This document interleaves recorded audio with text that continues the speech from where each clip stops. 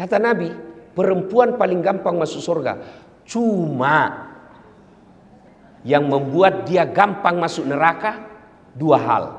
Satu, dia tidak pandai menjaga lisannya. Gosip. Ini kalau kumpul begini, jangan pikir bebas gosip. Enggak. Itu kalau datang itu temannya dilihat sama-sama Dharma Persatuan, dia liatin tuh Pak. Dari atas kepala sampai ujung kaki. Dia ada gosip tapi mukanya sinis. Dia ada gosip tapi sinis tuh lihat orang.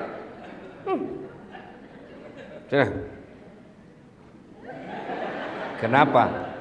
Kayak umbul-umbul. Ya toh Ibu? Maka perempuan kalau dia mampu menahan lisannya, Bismillahirrahmanirrahim, insya Allah gampang masuk surga. Tapi sayang seribu sayang, setan tahu rahasia ini. Maka dibuatnya gampang dia terprovokasi. Kau tahu anu? Katanya, oh iya. Padahal dia tidak tahu itu. Cepat sekali. Iya betul. Padahal dia tidak tahu. Suka ikut campur yang bukan urusannya. Nah biasanya kalau perempuan orang suka ikut campur, takdirnya semasa hidupnya seperti tauge. Ibu-ibu tahu tauge? Ibu tahu tauge? Coba lihat tauge. Suka ikut campur kan? Iya toh? Gado-gado ada. Pecel ada. Soto Betawi ada. Nah, apa lagi? Tahu isi ada. Karena toge selalu ikut campur, maka Allah takdirkan tidak ada yang lurus. Semua toge bengkok. Jadi kalau ada ibu-ibu pagi-pagi gosip, teriak saja, "Oi, toge dia." Ayuhibbu ahadukum, kata Allah, sukakah kamu memakan bangkai sesamamu manusia? Inilah penyebab utama putusnya persaudaraan. Gosip. Cerita kejelekan orang. Meskipun saya jelek, saya tetap marah ketika kau cerita saya jelek. Itulah sebabnya Allah melarang. Zaman dulu, zaman Pak Menteri sekolah, zaman Pak Menteri masih pegawai biasa di kantor ini, gosip masih lebih sulit daripada zaman sekarang. Kalau dulu mau gosip harus tatap muka di satu tempat. Sekarang satu di Jenek Berang Makassar, satu di Jawa Timur, satu di Riau, kumpul di grup Dharma Wanita Persatuan PUPR. Siapa yang dikosip? Temannya yang ada di Jambi. Nah, itu tidak perlu ketemu. Setan mempermudah. Dan kita gampang sekali mencet jari ketika berbicara keburukan orang. Itulah sebabnya Nabi sampaikan, beruntung orang yang terlalu sibuk mencari aib dirinya sehingga tidak punya waktu untuk mencari keburukan orang lain. Itulah pepatah dulu waktu kita sekolah mengatakan, semut seberang lautan tampak olehnya, sementara gajah di pelupuk matanya tak nampak. Ini yang banyak sekarang di media sosial. Apalagi jelang Pilpres kemarin.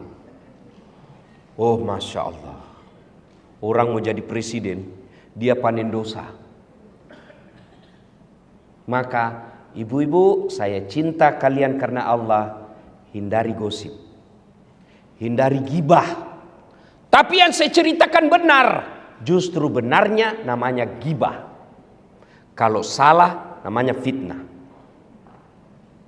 Maka pelajaran pertama, kalau mau merapatkan persaudaraan, hindari gosip. Perempuan kalau mampu menahan lisannya dari gosip, insya Allah gampang masuk surga. Yang kedua, kata Nabi, Penyebab perempuan gampang masuk neraka karena dia tidak mampu mensyukuri kehadiran suaminya. Coba, berapa banyak nanti perempuan soleh secara ibadah mahdah kepada Allah, tapi terpaksa masuk neraka. Kenapa? Karena dia sudah bantah, suka melawan, suka menjajah suaminya.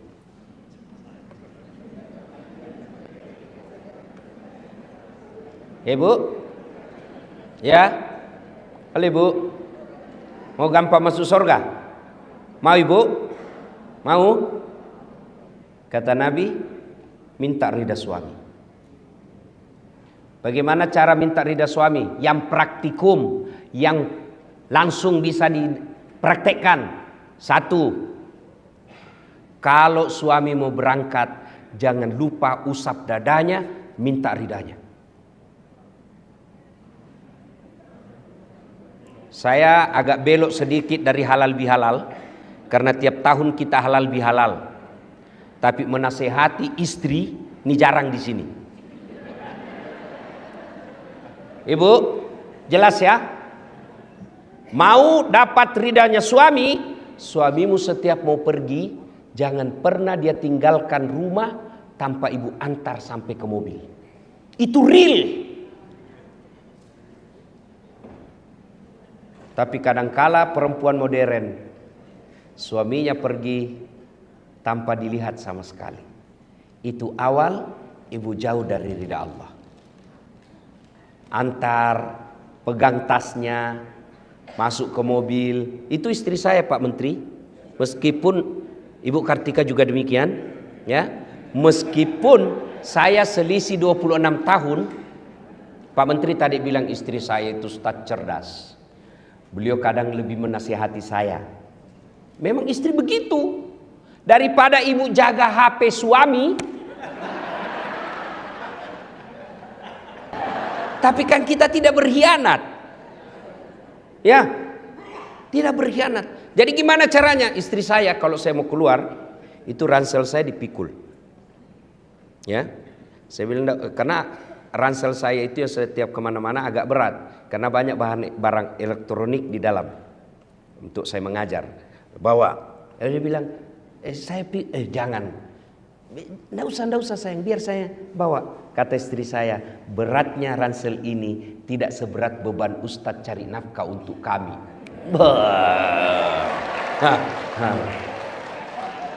Bagaimana Pak Irjen pernah rasakan seperti itu Pak? Coba kalau ibu setiap hari begitu, biar perempuan mana yang goda suami, dia tidak akan tergoda. Kenapa? Ada bidadari di rumahnya. Begitu saya naik mobil Bu, tidak pernah istri saya tutup mobil sebelum dia cium tangan saya. 3 kali. Sudah cukup tidak? Dicium lagi nih.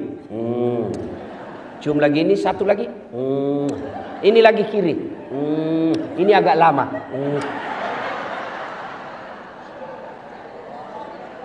Ayo bapak-bapak pernah merasakan? Ibu-ibu setiap mau pergi suami cium tangan. Nah, pantas perempuan lain cium tangannya suami. Coba ibu amalkan deh, ini real. Nggak usah, ibu tidak usah menjelis taklim 1 bulan kalau nggak praktek ini. Itu real bisa ibu dapat ridha suami. Apa cukup sampai di situ istri saya? Tidak. Dia usap dada saya, lalu dia bilang, Ustadz, ridhoi saya. Dia tidak tutup pintu mobil sebelum saya bilang, ya meskipun semalam bertengkar. Bohong kalau ada suami istri tidak pernah bertengkar. Apa Ustadz tidak pernah bertengkar? Bohong. Bohong kalau ada katakan Ustadz tidak ada masalah rumah tangganya. Bohong. Saya aja ada masalah ibu. Apalagi setelah saya viral kemana-mana. Banyak masalah saya Pak Menteri. Apa masalah saya? Banyak janda curhat.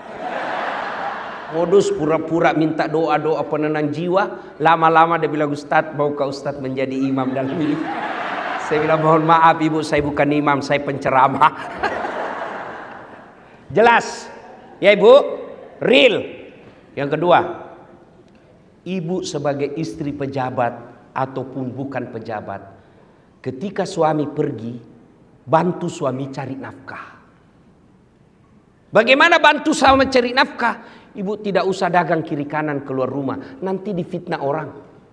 Real bukan pekerjaan yang mendatangkan rezeki. Kalau pekerjaan yang mendatangkan rezeki, semua orang yang sama pekerjaan tupoksinya mestinya sama uangnya. Tapi menurut keyakinan kita orang Islam, yang mendatangkan rezeki al-waqi'ah, kemudian duha, kemudian sedekah dan silaturahmi. Jadi ibu kalau mau bantu suami cari nafkah, sholat duha. Suami pergi, anak sudah pergi sekolah, jam 8, ibu ambil wudhu, sholat duha 2 rakaat. Ada waktu, tambah 4. Masih cukup, 6. Masih luang, 8 rakaat. Bagaimana caranya? Sama sholat sunnah yang biasa, cuma bedanya niat. Tahajud niatnya tahajud, waktunya malam hari. Sholat duha niatnya duha, waktunya pagi hari. Jangan juga ibu sholat duha malam hari. Saya sudah sholat duha Ustaz, tadi malam. Aduh, malam hari dia sholat duha. Sholat duha pagi hari. Sudah sholat duha, ibu minta doa. Ya Allah, Engkau yang ngatur rezeki suami saya di PUPR. Kalau rezekinya masih di atas langit, turunkan. Itu orang doa minta rezeki, Allah dipaksa loh bu. Kalau di atas langit, turunkan. Kalau dalam tanah, munculkan. Kalau masih sedikit, cukupkan. Kalau masih jauh, dekatkan. Itu doa minta rezeki. Dan yang paling penting, berkahkan. Sudah itu, ibu ambil HP. Telepon, bang, gimana kabar? Alhamdulillah baru tiba di kantor. Ya bang, jangan menghalalkan segala cara. Baru saja saya doakan dalam sholat duhaku. Insya Allah, Allah akan bukakan rezekimu. Salam sayang selalu dari istrimu di rumah. Itu langsung dikasih lihat itu semua temannya di kantor. Ini istri saya. Ibu pernah WhatsApp begitu? Real, cari ridha Allah, bantu suami cari nafkah, sholat duha. Kalau ini ibu lakukan, insya Allah suami tidak akan macam-macam. Cuma yang kadang-kala masuk WhatsApp, bang, jangan lupa singgah beli gas. Bang, jangan lupa singgah beli ikan. Salah? Tidak. Tapi sertakan juga mengingatkan suami untuk ibadah. Itu istri yang soleh. Masuk waktu sholat. Bang, sudah duhur ini bang. Sudah sholat enggak? Belum. Sudahlah, tinggalkan dulu pekerjaan. Itu pekerjaan bisa dikerja. Sholat tidak bisa kau tunda. Ayo sholat. Itulah istri yang dapat ridha dari suaminya. Kemudian pulang suami, semestinya istri yang soleha kata Nabi, pulang suaminya menyenangkan hati ketika dipandang wajahnya. Nah, tanyalah bapak-bapak, senang tidak mandang ibu ketika di rumah? Bagaimana istri yang soleha menyenangkan hati dipandang suaminya? Jadi kalau ibu tahu suami pulang pukul 5 petang, sudah kira-kira 15 menit sebelum pukul 5 ibu dandan. Warna apa dia senang suami? Dia senang warna coklat. Pakai warna coklat. Tapi saya tidak senang. Ibu mengalah karena menyenangkan suami, itu ridha Allah. Kalau perlu pakai baju renang.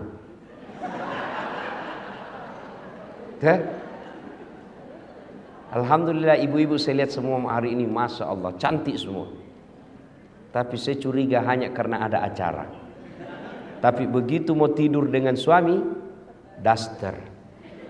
Ada pula itu bedak yang putih di sini penuh, baru dikasih timun. Ada handuk di kepala. Bagaimana suami tidak depresi? Aduh, setengah mati saya cari duit begini jodoh saya.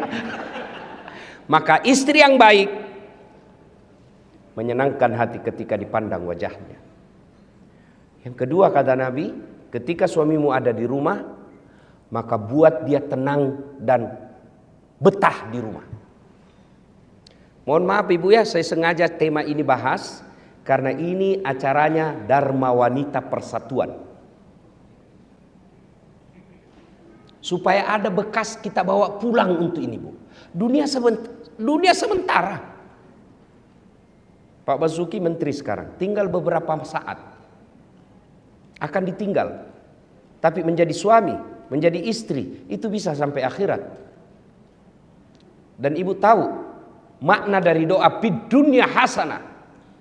Kebahagiaan di dunia, keselamatan di dunia menurut para ahli tafsir menafsirkan ayat ini, yang disebut kebahagiaan di dunia punya istri yang soleha. Bapak bisa bayangkan bagaimana kalau istri kita intimidasi, mana bisa kita tenang? Baru kita sampai 10 menit di telepon, di mana kau? Di mana kau? Di kantor, bohong, coba lihat video call. Mana bisa kita tenang, Pak?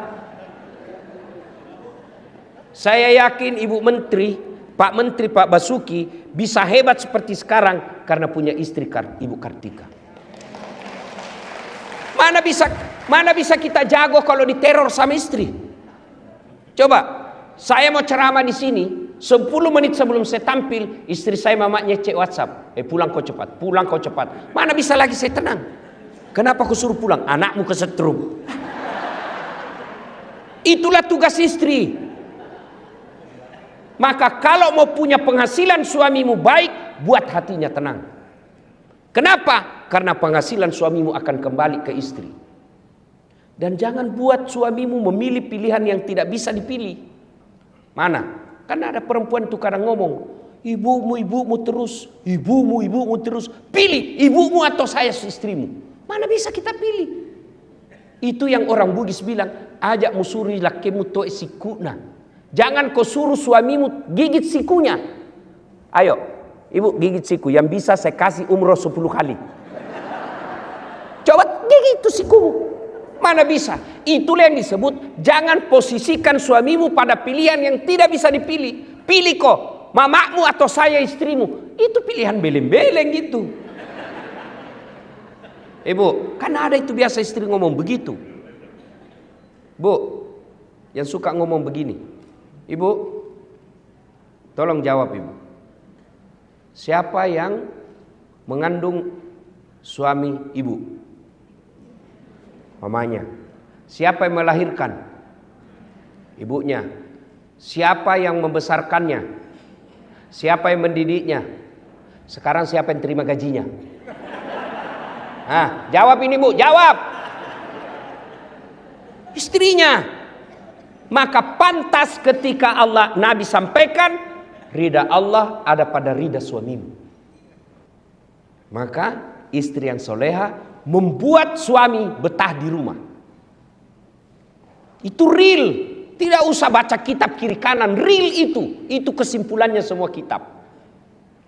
Ibu, sekali-kali pikir tuh, susahnya itu jadi suami. Di jalan macet. Di kantor dimarah-marahi Pak Dirjen.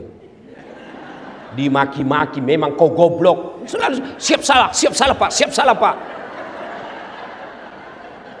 Masuk warung kopi dikejar tagihan. Ya kan? Sampai di rumah dimaki-maki lagi sama istri. Memang kau goblok, kenapa kau tidak lawan? Mau dilawan dan dia dirjen. Sampai di masjid lagi dengar khotbah, neraka lagi dicerita, kau dibakar, dilipat, diguling. Mana enak jadi suami kita? Sampai di rumah dimaki-maki lagi, hilang kita punya harga diri. Dan itu perempuan salah satu kelebihannya ahli sejarah. Tidak pernah dilupa kesalahan kita, Pak. Sudah 5 tahun yang lalu ada kesalahannya, dijelaskan kesalahannya, dia berusaha menjawab kesalahannya itu, belok, nyambung lagi 5 tahun yang lalu. Itulah perempuan ahli sejarah. Maka istri saya berkata, karena kami perempuan ahli sejarah, tolong kau suami jangan bikin sejarah. Top. Ya, nah ibu-ibu yang saya muliakan, muliakan suami. Kadangkala kita sakit, kadangkala kita cemburu. Tapi jangan sakit dan cemburu itu yang baru beberapa saat melupakan kebaikan suami yang sudah puluhan tahun. Kalau ini yang kita lakukan disebut innallaha yuhibbul muhsinin. Allah mencintai orang-orang yang bukan saja memaafkan suaminya, tapi juga membalas dengan kebaikan. Itu esensi dari halal bihalal. Memaafkan bukan sekedar memaafkan, tapi juga dia berbuat baik kepada orang yang menyakitinya. Ibu bapak saudara-saudara sekalian, suatu kali Nabi lagi duduk-duduk dalam masjid. Tiba-tiba Nabi bersabda, sebentar lagi akan muncul penghuni surga. Datang dan semua orang melihat, apa kelebihannya ini orang? Kalau dilihat dia masyarakat tidak terkenal, ibadahnya juga tidak istimewa. Lalu Abdullah penasaran, dia mau tahu apa amalnya ini sehingga Nabi jamin masuk surga. Maka dia datanglah ke rumahnya dan berkata, Assalamualaikum Tuan. Waalaikumsalam. Bolehkah saya menginap di rumahmu? Oke, nginap. Abdullah malam bangun sholat tahajud. Yang dijamin masuk surga yang punya rumah, dia cuma tidur. Pagi hari Abdullah bin Umar sholat duha, ini cuma duduk. Sore hari Abdullah tadarus, ini orang cuma lihat-lihatin. Hari 2, 3 begitu. Abdullah kemudian berkata dalam hati, sepertinya lebih banyak amalku dari ini orang. Dan dia terus terang, Tuan, saya mau tahu apa keamalanmu sehingga Nabi jamin kau masuk surga. Dan itu 3 kali Nabi ucapkan. Kata dia, tidak ada, kau lihat amalmu lebih banyak dari saya. Kau sholat malam, saya tidur. Lalu Abdullah berkata, baiklah kalau begitu saya pamit pulang. Belum jauh dipanggil, Abdullah ta'al sini dulu, apa gerangan? Ada yang saya lupa. Apa itu? Saya setiap malam sebelum saya tidur, saya berdoa kepada Allah, ya Allah, ampuni orang yang menyakitiku dan bersalah kepadaku hari ini, karena aku telah memaafkan mereka sebelum saya tidur. Lalu Abdullah berkata, Allahu Akbar, itulah yang membuatmu gampang masuk surga. Ternyata orang yang ibadahnya sederhana tapi tidak punya sifat pendendam jauh lebih gampang masuk surga. Orang yang banyak ibadahnya tapi dendam dia bawa sampai mati. Inilah makna halal bihalal, memaafkan. Nah sekarang bagaimana cara kalau sudah terlanjur? Kemarin Pilpres 01, 02, 03. Sekarang tidak ada lagi 01, 02, 03. Sekarang 00. Mari kita tinggalkan semua itu. Namanya pesta demokrasi, pasti ada kalah, pasti ada menang. Dan kalau menang, ya dia punya tanggung jawab menjalankan. Kalau dia kalah, kalau dia bersabar, dia dapat pahala sabar. Nah, sudah, bagaimana cara menyambungkan? Satu yang paling efektif menyambungkan silaturahmi, sedekah. Sedekah. Pak Menteri ada marahi staf. Nah, saya sudah kasih begini masih kau salah juga. Sudah ada topoksimu masih salah juga. Marah. Sudah marah Pak Menteri katakan, ya sudah lain kali jangan begitu ya. Ini ada pembeli pulsa. Katanya anak buah, Mbak besok marah lagi deh Pak. Itulah hebatnya sedekah. Saya tanya ibu-ibu, senang suami pelit atau dermawan? Senang tetangga pelit atau dermawan? Senang tetangga pelit atau dermawan? Teman pelit atau dermawan? Tidak ada orang suka orang pelit. Bahkan orang pelit sekalipun tidak suka sama orang pelit. Iya toh ibu? Jangan ke rumahnya pelit, padahal dia juga pelit. Maka menyambungkan silaturahmi, sedekah. Tapi jangan salah paham, sedekah tidak selalu duit. Apa sedekahnya Kementerian PUPR? Bangun jembatan. Apa sedekahnya PUPR? Perbaiki irigasi. Itu sedekahnya. Kalau duit, berapa duit kita? Pasti korupsi kalau ada pegawai negeri banyak uangnya. Tapi sedekahnya kita adalah itu, PU, perumahan rakyat. Lakukan tugasmu, insya Allah meskipun pensiun, amal jalan. Saya bilang tadi sama Pak Menteri, saya dakwah, ayo sedekah. Orang hanya sedekah selelisan. Tapi kalau Pak Menteri, ayo bangun jembatan, langsung jadi amal jariah. Kalau saya belum tentu. Maka merugi orang yang punya jabatan dan kuasa tidak memanfaatkan jabatan kuasanya untuk sedekah akhirat. Kata Nabi, siapa yang mau dipanjangkan umurnya, dimurahkan rezekinya, dan tertolak dari bencana, maka hendaklah dia bersilaturahmi. Dan masjid itu bisa diselesaikan pekerjaannya hanya dengan modal silaturahmi dalam pekerjaan ustadz dan balai besar PUPR yang ada di Makassar. Itulah sedekahnya Bapak. Itu sedekah. Ya. Bukan sedekah selalu duit, karena duit kita tidak seberapa. Maka sedekahlah dengan pekerjaan. Jembatan diperbaiki, jangan sudah diresmikan, belum diresmikan sudah rusak. Ibu bapak saudara-saudara sekalian, inilah makna halal bihalal kita. Wa'tasimu bihablillahi jami'a wa la tafarraku. Berpegang teguhlah kepada tali persaudaraan agama Allah dan janganlah engkau bercerai-berai. Dan di tempat ini saya bahagia sekali sebab meskipun ibu-ibu istri para menteri sudah lewat masa jabatannya, tetap dilibatkan di acara ini. Inilah yang disebut kebersamaan. Mudah-mudahan kebersamaan seperti ini terus kita rawat sampai kita nanti bertemu di akhirat bersama Rasulullah, minum di telaga Al-Kautsar. Demikian, lebih dan kurangnya mohon dimaafkan. Usikum wa nafsi bitaqwallah. Assalamualaikum warahmatullahi wabarakatuh.